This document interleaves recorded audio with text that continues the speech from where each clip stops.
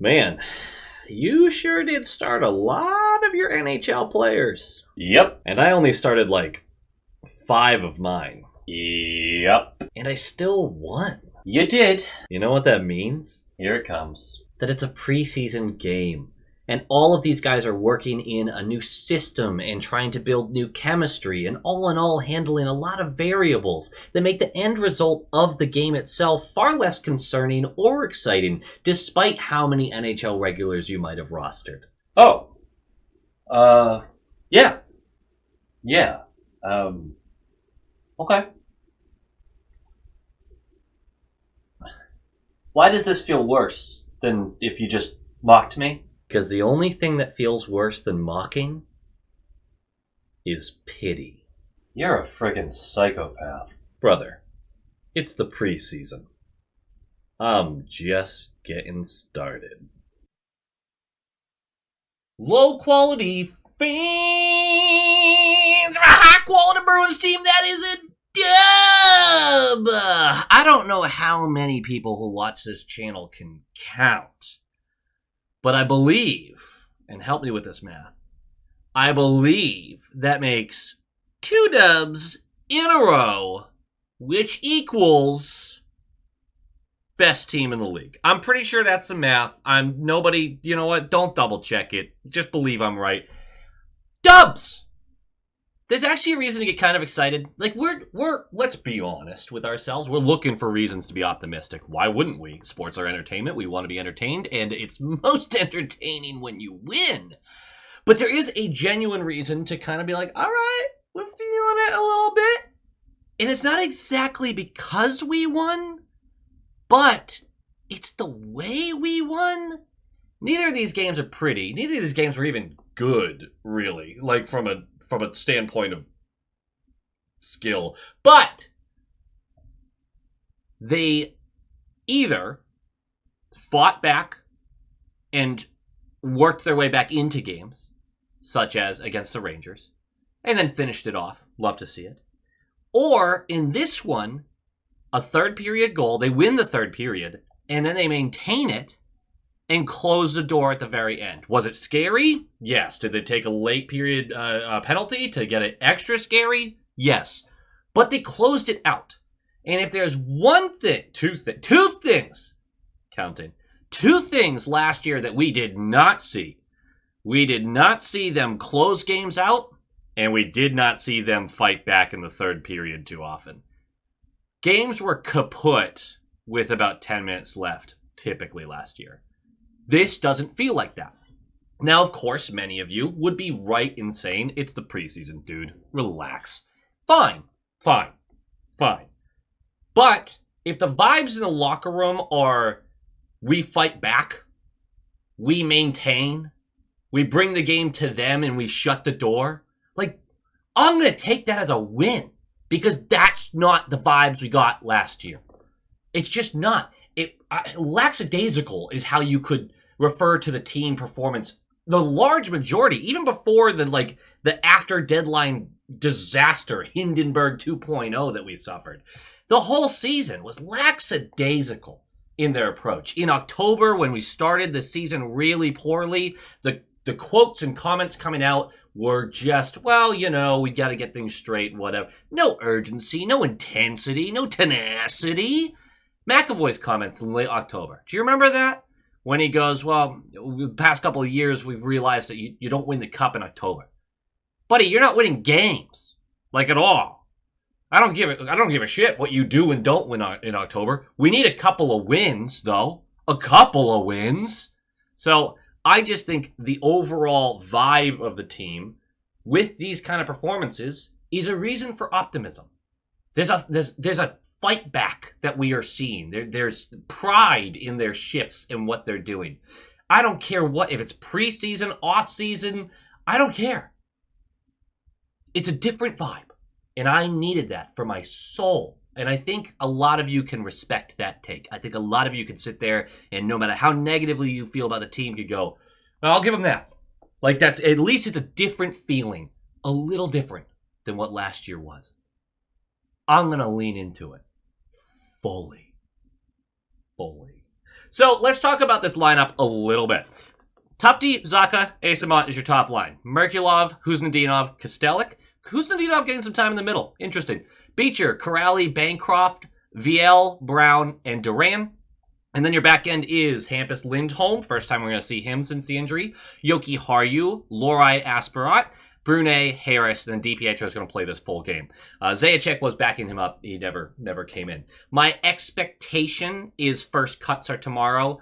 A few of the guys in the lineup tonight are likely part of that first cut, but we'll talk a little bit about that. Let's go through this game, shall we? And if you see me press against my chest here a bunch, I got like sun poisoning about a week and a half ago. Terribly. It was really bad. Suffered for it. I'm a grown man who forgot that sunscreen existed. And now I have this thing that is commonly referred to as hell's itch. And so my whole body is unbearably itchy. And they say it goes away, but it's been a couple days of this, and I think I'm dying. So we're going to go through this game, shall we? A little too personal there. Like, comment, subscribe. Nailed it. And if you haven't already and you're interested in any fantasy hockey talk, there is a 2-hour episode of myself and Jambi and Andrew from the Short Shift Pod, just hashing out some player categories and rules and lessons we learned from fantasy last year when I dominated. I think I dominated that league. The more crap I talk, the more likely I'm just going to have a year from hell from it, but we'll see what happens. Puck drops! And about 5 minutes into the first period, Beecher's on the left wall. He gets sprung into a 2-on-1 with Bancroft on the right side. As they move down the ice, Beecher on the left side. The defenseman is clearly focused on covering the paths, and there's a trailing defenseman who's catching up to the play. Beecher tries to force this through those defensemen to Bancroft when he has a clear shot from the left circle on the net. These are the types of plays. So the puck gets turned over, obviously. Tries to force a pass, easily broken up. These are the type of plays that are what is going to keep Beecher out of the lineup, right? Like, these are the moments where there's an easy decision to make here. It is a bang-bang play. Things move very fast, but we're past the point where we get to excuse Beecher as some sort of rookie or young player. He's a young-ish player, but you've been in the league long enough. It's time to figure some of this stuff out. And I just feel like he's doing himself a disservice with this. If he ripped that puck, doesn't matter if it went wide, doesn't matter if it got saved. It was a better option, and it showed more growth than trying to force that pass. We're going to talk about Beecher a few times, though, so I don't want to go too hard right now. VL goes for goaltender interference at about 7-minute mark, so we're going to go to the penalty kill. We have the dwindling seconds of a penalty kill, which is frankly not a very good penalty kill. We didn't get a lot of clearances. We were bending, but not breaking until the puck gets to the left side of the net with Dvorak on the goal line. He fakes it into the crease and then whips it back up the left side. It quickly comes right back to him. He shifts it across the crease to a backdoor tap-in for Sanheim. Asimont is loosely covering Sanheim. Like, he's behind him, but you got to get over that. We're on the penalty kill. We're short a man. I get it. Aspirat was not all that interested in intercepting that pass. He was playing the crease front, so he should have been a little more aware of that, but he got very kind of quickly fooled by it going up the boards and back, so he moved too far from where he needed to be. It's a tough start for everybody, but it's the toughest start for DiPietro, because we're about 9 minutes in, and the last game DiPietro started was against the Capitals, and he got shellacked, and the defense was porous in that game. And there's a lot of debate about how much of it was his fault, how much wasn't. I think we landed kind of in the middle where, like, it's not all his fault, but this is the NHL. You got to make a couple saves here. Like, you got to make some big-time saves. The defense wasn't so bad that every single goal was completely excusable. So this was one of those ones where, yeah, I mean, this is a cross-crease, backdoor tap-in. The likelihood of making that save are very, very low. But you worry about it getting into his head a little bit. We'll see how that goes. So 30 seconds later, a fumble of the puck leaves the puck sitting on the right side of the slot about 10 feet in front of the Flyers goalie. Merkulov is skating up from the goal line, so he's facing away from the net, collects the puck, spins, fires, it goes wide. And it was one of those moments, and we're early in the first period, but I'm like, Merkulov, you gotta separate yourself. You're competing with, remember, anyone who's trying to go for a bottom six role right now is competing with, we basically have 12 guys for the bottom six. You have to separate yourself in these moments. It was a huge missed opportunity for him. 6:36 left. Bancroft is going to go for tripping. We're going to get a penalty kill. It's a good kill. It's genuinely a good kill. 3:14 left. Abels for interference. We're going to the power play. I don't know if that's how you pronounce the name. Nope on the power play. And then with 3 seconds left. This was a really bad period for Beecher as a whole. I thought he had just blatantly poor turnovers. He was good on the penalty kill. Let's give him his compliments where we can. But he had some bad turnovers. He was very poor in transition, very poor in the offensive zone. Another bad period for him, which is starting to get frustrating because you're going, okay, dude, you're about to drop out in first cuts if you don't show some improvement here. So he's kind of following the puck down. It's cleared. There's 3 seconds left. But Bump, yes, his last name is Bump for the Flyers, he collects that puck. He's skating around the back of his net and just it slides off his stick. And Beecher is right there. He didn't stop skating. Compliment to Beecher.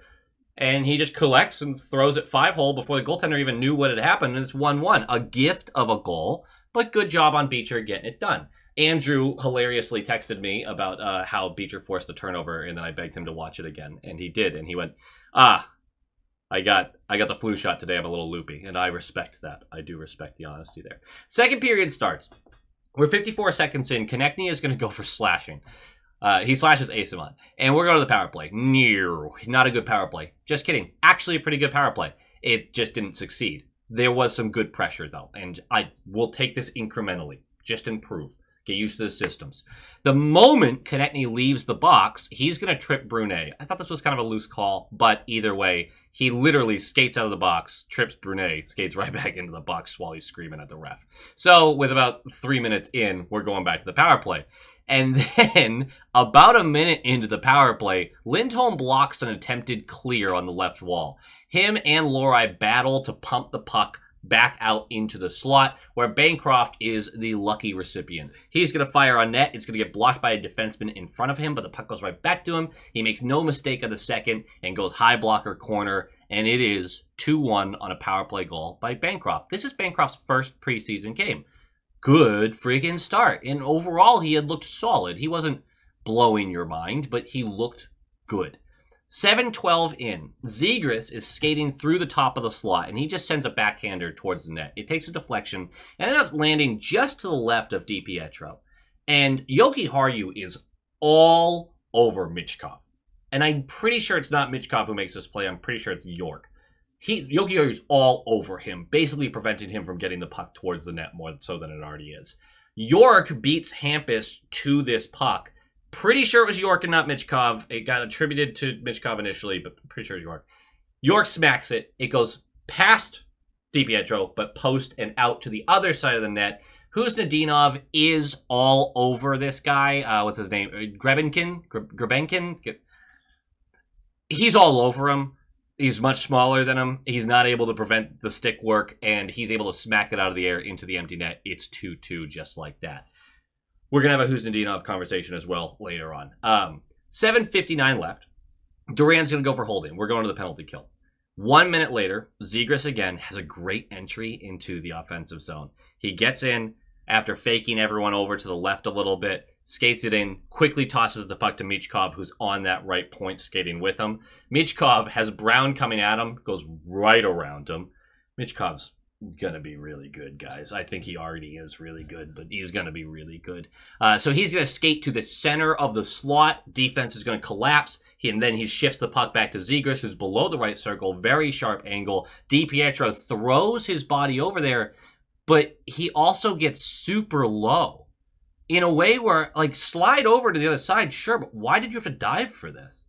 Either way, he's not making the save. Zegras roofs this, and it is 3-2 on the power play. So good for them, I guess. But DiPietro, these goals so far, these 3 goals, you can very easily excuse basically all of them. But again, you got to make some saves.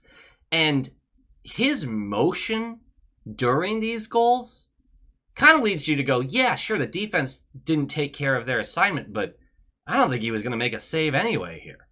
Like, we talk about process over box score just like last video. The process is not looking good for DiPietro at the moment. I'm curious if people disagree with that. a bunch of people, not a bunch of people, a couple of people disagree about my Yoki Haru takes on the last video. So, and we're going to have a Yoki Haru discussion too. We're basically going to go through the whole roster at the end here. 10 seconds later, Lorai's stick breaks as he tries to make an exiting pass out of our zone. He then chucks the remaining of his stick in front of Grebenkin. There's no way I'm saying that right. To prevent the scoring chance. Now, DiPietro comes up with a save, but the ref goes, you can't do that. That's a penalty shot. And Grebenkin on the penalty shot beats DiPietro, gets him diving, but he goes posting out on the shot. That should have been a goal. That's something that you do get to negatively, that's a negative point for the goaltending. You got beat. It was also a penalty shot. I'm not going to judge him too severely for that. 4:02 left. Merkulov sneaks behind the defense after the Flyers have a bad neutral zone turnover. Brunet with a perfect pass. It's off the wall, onto his stick, in stride. Merkulov skating down. He has Bancroft off to his right. Perfect pass tape to tape. Bancroft makes no mistake, goes high corner, and it is 3-3. We're going to go into the third period. Tie game. You are facing a team that has more NHL talent on it right now, right? The Flyers roster had more of their NHL guys than we did. It's a tie game in the third period. This was the game we lost 9 times out of 10 last year. Usually, in the first minute of the third period, they would score. You would find out right away what you were getting with this. But that's not how it worked out. About 7.5 minutes left. Kostelic and Hathaway almost have a fight that gets split up by the linesman way too quick. And then the big play with 6:15 left. Yoki Haru makes a great play here. He has the puck in our zone skating behind our net. In comes a forward to lay the pressure. Right before the forward gets to him, Yoki Haru flips this puck into the skating path of Patrick Brown, who's going through that left circle. Brown is going to chip it off the glass and out to VL, who's skating through the center of the neutral zone. He comes over to the right side, collects it, tries to dump it in. It hits the defenseman in front of him. It's kind of a one-on-one here. Gets knocked down. VL doesn't give up on it. Skates under, gets his shoulder low, collects the puck, moves that shoulder up a little bit just to create a little separation, and then uses that side to guide and go right around, protecting the puck the whole way, gets right in front of the goaltender. Goaltender goes down because he holds it patiently, flips it past him into the open net. It is 4-3. That is your game winner. We would have to kill a penalty with about 3 minutes left when Duran drives the net with the puck and just blows up Ersson, the goaltender for the Flyers. So we are going to go to the penalty kill for goaltender interference, but they bent, didn't break. No one got the empty netter, but we don't care. That is a dub. That's a dub. So let's talk about the game notes. And we are going to go player by player here. Maybe a little boring. I don't know, but let's start with the forwards. Initially, I'm going to say Brown, Zacha, Tufte, and Duran. I have nothing to say there. Nothing really stood out for any of them. I like Duran's game, but he's just not separating himself right now. Zacha just looks like he's kind of going through the motions. He has some nice moments here or there, but we're not really worried about what Zacha is. We know what he is. We know what Brown is. So just not doing a deep dive on those guys. Beecher. Beecher's fast. He wins faceoffs. He's good defensively. There is a need for that in the NHL. But for the intermission crew after the first period to suddenly be praising him despite shift after shift of offensive woes and turnovers, it felt disingenuous. And to be fair to the intermission crew, they were very softly praising to the point where it's almost like they didn't really believe what they were saying. They were kind of like, oh, good for him kind of thing. So it was just looking like they were looking for something nice to say. The goal was hilarious. It really was. I wrote that blurb, or I paraphrase these blurbs. I write them down and then I kind of just go off the gist. That's what I wrote after 2 periods. I thought he had a really strong third period. I genuinely did. I would still put him in the category of you're not separating yourself enough from the other people pushing for this bottom 6 role. But the third period was a step in the right direction for a player I think is going to get more chances to solidify his opportunities. So I would say that overall the game might have ended up being a positive for him. But again, this is what we're talking about when we say box score versus process. There are good things about Beecher's game. They want to see more offensively, or at least not ineptitude offensively. The goal doesn't do anything for the coaching staff. Because although he didn't give up on the play, which you love, it was the beneficiary of a player literally just pushing the puck off of his stick right in front of the goaltender. Like, it just a once in a 1,000 times does this player do this. Like, it's just not going to happen that often. And there's nothing about Beecher's process that created the goal. Still, I thought that the third period was a nice rebound, and I'm happy for him because I want to see him continue to improve and impress. Asamont doesn't give a fuck. We love him. You know what he is. He was a little less impactful in this game, but he's not going to have a 2-goal game every night. He's just pure effort, and I am such a huge fan. There's no reason to go deeper than that. Dude's a stud. VL has been genuinely impressive. I know he's been around for a little bit, but I feel like he's making a very strong case for at least the 13th forward, maybe 12th, but I just don't know if he actually has the opportunity. There are players that the coaching staff is like, they would have to really impress for me to put them in over A, B, or C. VL, I feel like, might be one of those guys where he really has to beat someone out, but I've been genuinely impressed by what he's doing. He puts pressure on the other team every shift. He has strong runs to the net. He's a little bit speedy. I wouldn't say he's super fast, but he'll surprise you with a burst here or there. And he just kind of gets it. He looks at the structure. He knows where he wants to go. He knows where the dangerous plays are. I've just been really impressed by him. This is the most I've been impressed by VL ever, like since I've started watching him. This was a good game for him, and this has been a really good camp for him. On the other hand of that, Corrali has been invisible. Like, I can think of maybe one thing I saw from him this game that stood out. I don't think he was bad. It's not like he negatively affected the team, but he's not doing it. I don't see him during his shifts at all. And I don't know if it is him taking it easy as he works his way through the preseason, ramps back up to the season as a vet and all that, or if he's truly lost a step and you just don't notice him out there. So I'm not going to make any firm statements about his game because I genuinely am not sure which it is. But I did not notice this guy at all until about 8 minutes left of the game. And he had a couple shifts where defensively involved and things like that, laid a forecheck on one play. But yeah, not enough there. I don't feel confident in the coaching staff saying, you didn't make the team. You know, like I'm worried that they're just automatically going to put him in the lineup regardless of how he looks in camp. I don't know. We'll have to wait and see on him, but this is certainly not an impressive game for Corrali.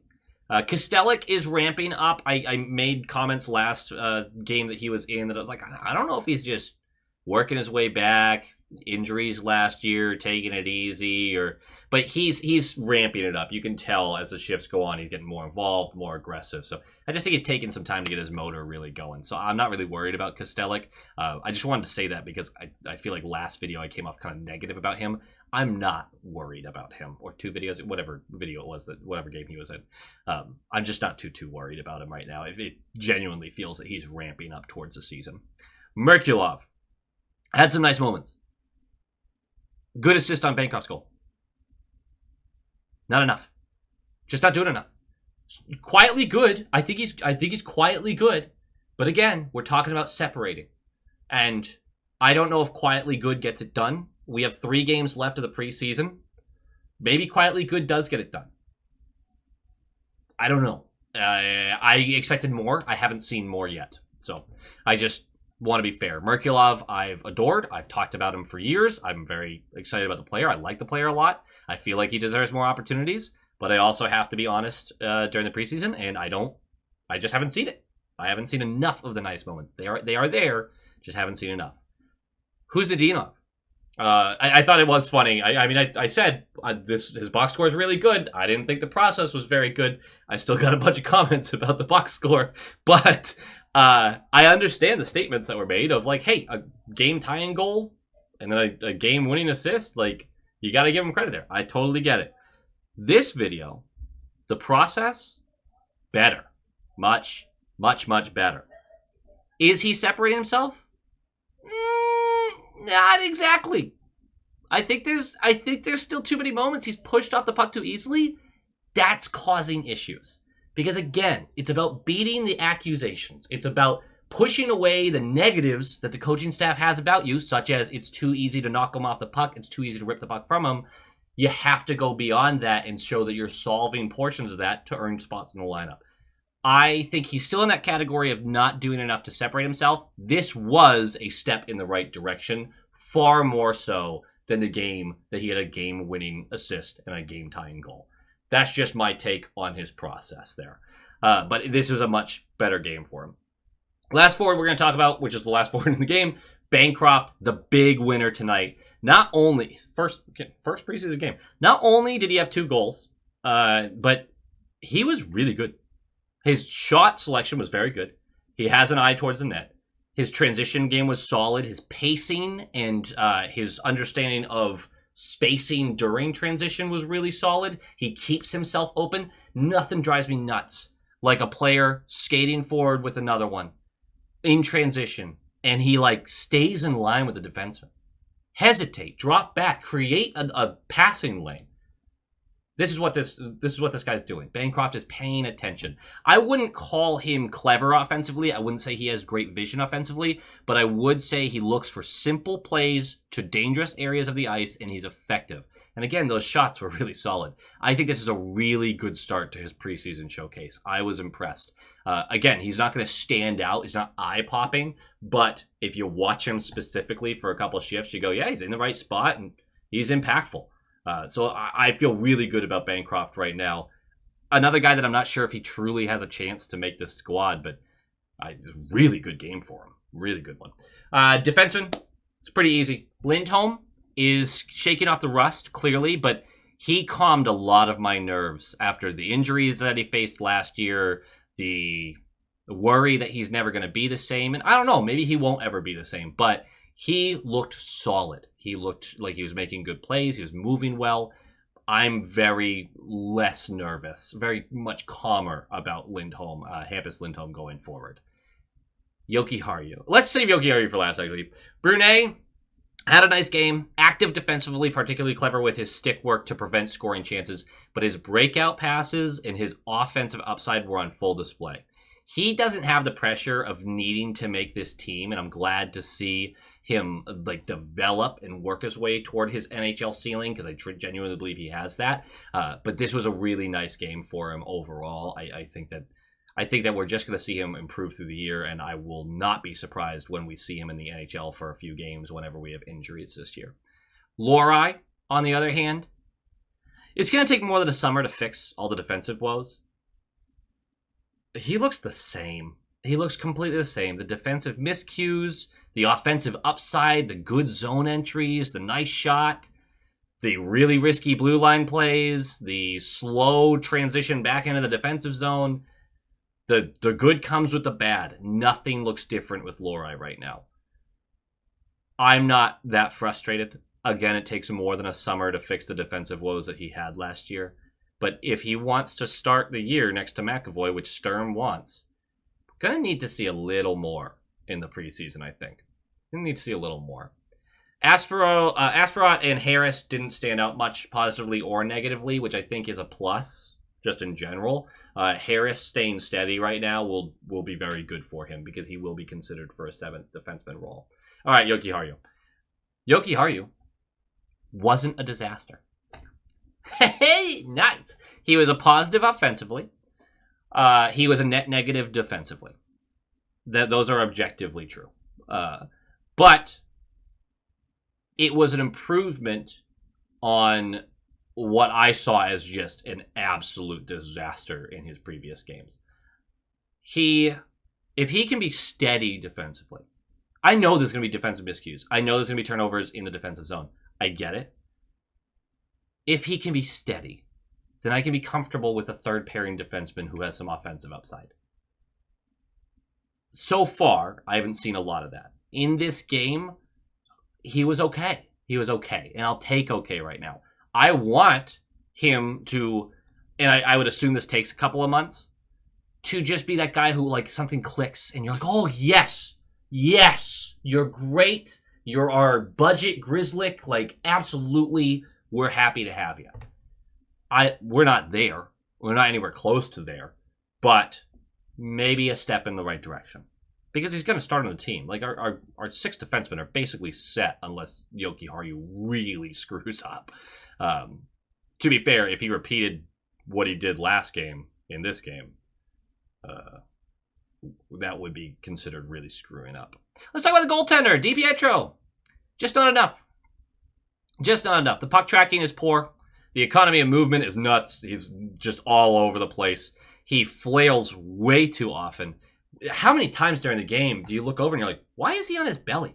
Why is he down on his pads? Why is he like on his back? He's diving all over the place on plays where you just didn't need to. It's way too easy to get him off his spot. I thought he recovered well in the third period. He had a nice third period. And the 3 goals against him, you can again go like, all right, defensive breakdowns in front of him. He's not fully to blame, all this kind of stuff. But I don't think you can sit there and go, I watched him and think he looks impressive. I thought the third period was a nice little rebound. But remember, he's trying to usurp Korpisalo for this backup role. He has to cleanly and clearly beat out Korpisalo. That's not happening yet. So I don't know if he gets another game over the next 3. We'll see. We'll see. I don't know what the plan is here because they were very hopeful that he clearly looked great. And if they had to waive Korpisalo, they were very ready for that. Waiving DiPietro is risky because he was excellent last year in the AHL. He might get picked up on waivers. And they think highly of him. And to send him down after a couple of bad games as he's trying to adjust to NHL speed feels foolish and short-sighted. But I don't... Do you want to carry 3 goaltenders through the year? That doesn't feel right. And DiPietro doesn't get to play during that time? I don't know. This is a tough scenario. So maybe they give him one more just to hope that he looks great and see what happens. But I don't think he's done enough to steal a backup job. That's just... I'd be surprised if too many people are arguing with me on that one. Other than that, though, this is a good night. This is a good game. There's a lot of positives, especially for our forwards and a couple defensemen. The Bancroft, I love to see someone trying to make a push here that was not on my list of people who might. So let's see how it goes. I spent too long rambling at the end. This was only like a 17-minute video if I didn't do the player-by-player breakdown. Can you believe that? I got to figure that out. Go Bees. Go Bees!